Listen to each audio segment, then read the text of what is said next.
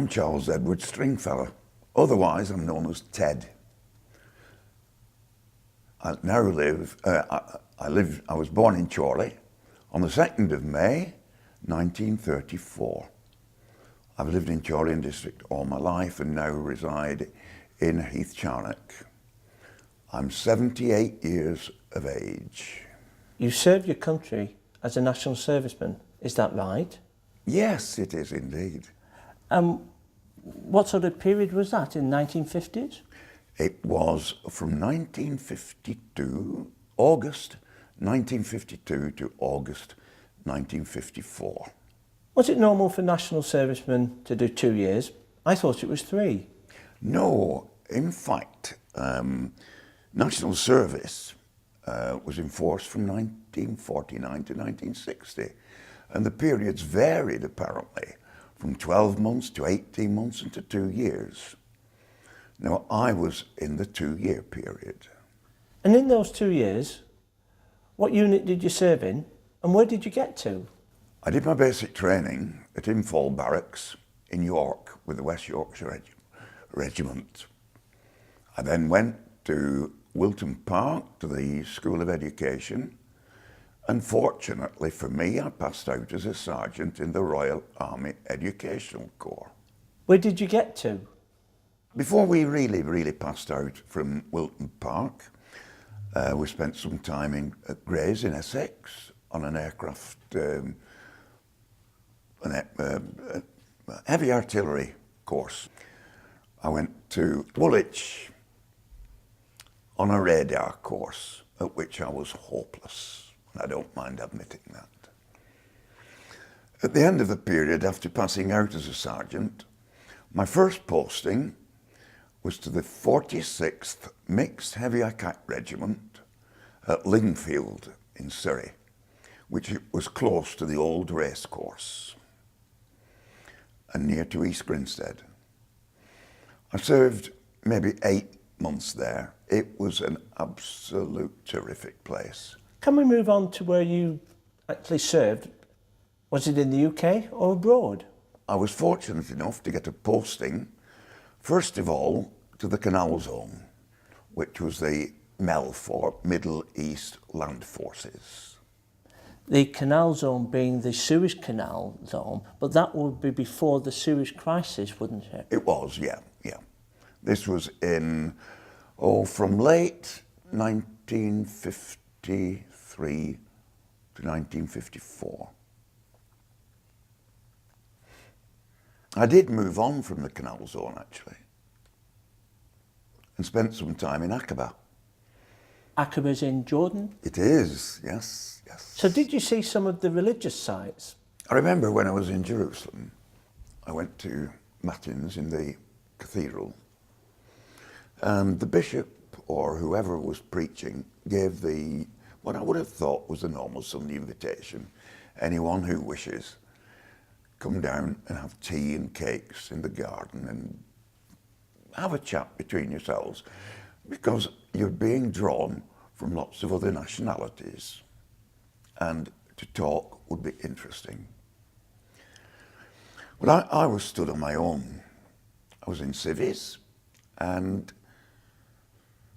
a chap came up to me and just said, what was I doing in Jerusalem?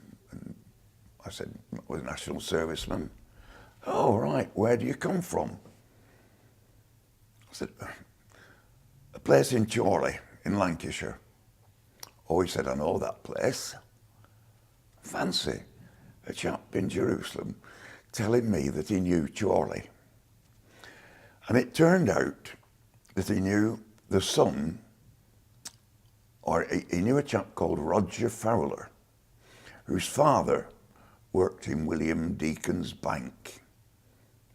And this chap had been to Chorley, apparently. Anyway, we talked and we went our separate ways. I went back to my hotel. Something that I shall never forget. I was sat in the lounge. The piece of music was the 1812 Overture. And the manager came to me. He said, Mr. Stringfellow? Yeah. You wanted on the telephone? Not me wanted on the telephone at dinner time in Jerusalem. It's a bit of a beggar. So I answered the phone, and it was this chap who'd been speaking to me in the gardens, in the church, in the cathedral gardens, wanting to know if I'd like to go around Jerusalem, have a tour of Jerusalem, and see some of the lesser known sites. I agreed straight away. And he took me around numerous Armenian, Russian, Greek Orthodox churches with their icons and the paintings and so forth. It was an absolute wonderful experience. When you came back to Chorley, what did you do? Did you have a profession to go into? Was it teaching? No, unfortunately. I think, well, in fact, I'm pretty sure that I was expected to go into the family business, a fruit and flower business. In the light of events, I often think that I would have been better off going into teaching. I would have had the opportunity, no doubt, to go to university, and life would have been different, but it's the way of the world. Can we take you back to your family's connections with conflicts such as the First World War and the Second World War? Perhaps starting with the Great War in 1914? My father served in the First World War. He was born in Radcliffe, near Bury, in 1897. He came out of the forces through the First World War. Age 21,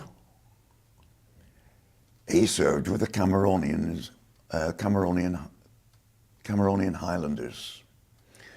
And he often used to stand with his back to the fire and relate his experiences, where he'd been and what he'd done.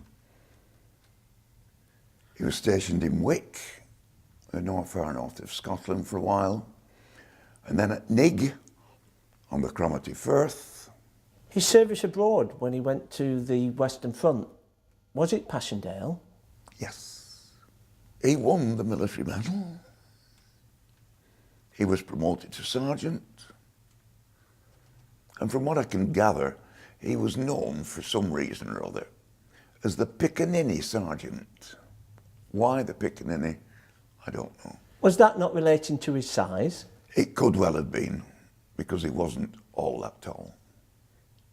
But when he said jump, you jumped. Is there any family connection with the Second World War? There was indeed, yes. It was my brother. Ronnie was born in 1925.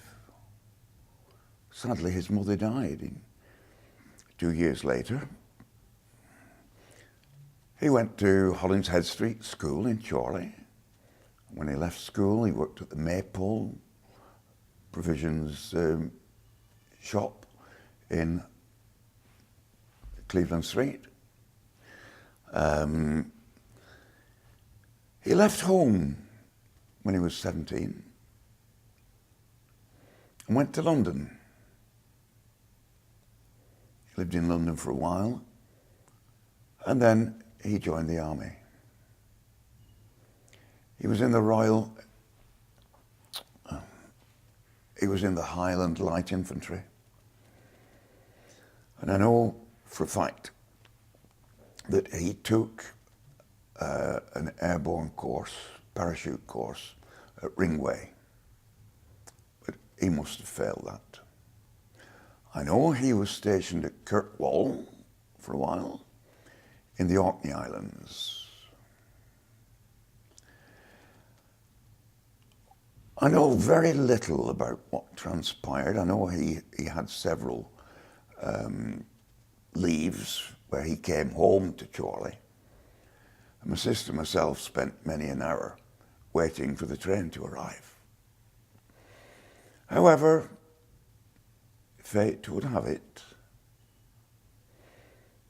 that he was posted, along with thousands of others, to the crossing of the Rhine south of Arnhem. He was killed in action. On the 24th of March, 1945, aged just 19 years. And how do you feel seeing his photograph here in this new museum? I feel so happy that he is being honoured, along with all the others, in this way. Thank you.